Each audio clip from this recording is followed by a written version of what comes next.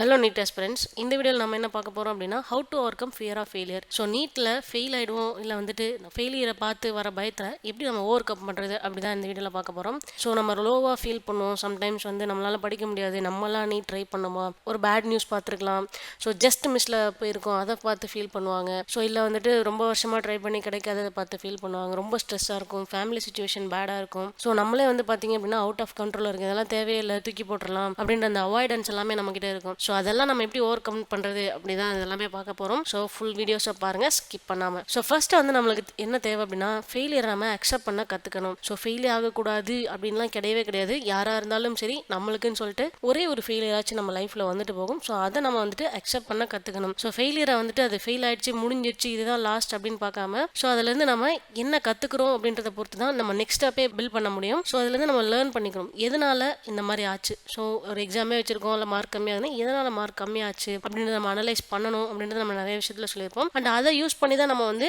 Grow பண்ணிக்கணும். And next பெர்ஸ்பெக்டிவை மாற்றணும். So மிஸ்டேக்ஸை பார்த்து இது நம்மளுக்கு வராது அப்படின்னு முடிவு பண்ணிட்டோம்னா கண்டிப்பாக வராது. பட் அந்த மிஸ்டேக்ஸ்லேருந்து நம்ம லேர்ன் பண்ணிக்கணும்னு முடிவு பண்ணிட்டோம் அப்படின்னா கண்டிப்பாக அந்த டாப்பிக்கில் நம்ம மாஸ்டராகவே மாற முடியும். ஸோ இது மாதிரி நம்ம பெர்ஸ்பெக்டிவை சேஞ்ச் பண்ணிட்டு ஸோ அதுலேருந்து நம்ம எப்படி செட் பேக் பண்ணுறது அப்படின்றது எல்லாமே நம்ம கற்றுக்கணும். And next positive mind set. So எப்பயுமே நம்ம பார்த்தீங்கன்னா பாசிட்டிவாகவும் காமாகவும் இருக்கிறது ரொம்பவே நல்லது. ஸோ ஒரு சில நேரத்தில் நம்மளுக்கு மட்டும் கிடையாது, எவ்வளோ பெரிய ஆளாக இருந்தாலுமே தோணும், ஸோ இது நம்மளுக்கு தேவையில்லாத விஷயம், நம்ம பண்ண வேணாம், நம்மளால முடியாது, நம்மளுக்கு என்ன வருதோ அதை பண்ணலாம் அப்படின்னு நினைப்பாங்க. பட் அப்படி இல்லாமல் ஸோ என்னால் முடியும், நான் பண்ணுவேன், ஸோ அப்படின்ற மாதிரி நம்ம ஃப்ரீக்வெண்ட்டாக ஒரே விஷயத்த திரும்ப திரும்ப பண்ணுறப்ப அது சத்தியமாக நம்மளுக்கு கிடைச்சிரும். ஸோ இந்த மாதிரி இல்லாமல் பாசிட்டிவான வேர்ட்ஸ் எல்லாமே சொல்லி பழங்க. என்னால் முடியும், கண்டிப்பாக நான் சக்ஸஸ் பண்ணுவேன், இன்னும் டைம் இருக்குது, நான் படிப்பேன் அப்படின்ற மாதிரிலாம் பாசிட்டிவாக நீங்கள் ஃபீல் பண்ணணும். ஸோ ஸ்ட்ரெஸ்ஸை நீங்கள் மேனேஜ் பண்ணுறதுக்கு என்னெல்லாம் பண்ணலாம் அப்படின்னு கேட்டிங்கன்னா கண்டிப்பாக மெடிடேஷன் பண்ணலாம். ஸோ ஈவினிங்கில் அண்ட் மார்னிங்கில் பார்த்தீங்கன்னா மெடிடேஷன் பண்ண முடியும். ஸோ ஒரு 10 மினிட்ஸ்லேருந்து 15 மினிட்ஸ் மெடிடேஷன் பண்ணுங்கள். அண்ட் எக்ஸசைஸ், உங்கள் பாடி